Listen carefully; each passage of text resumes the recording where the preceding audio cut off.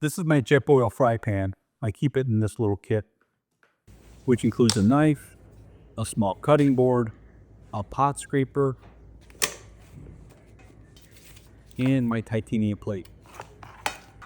And I always put a square or two of aluminum foil in here, which can come in handy for campfire cooking.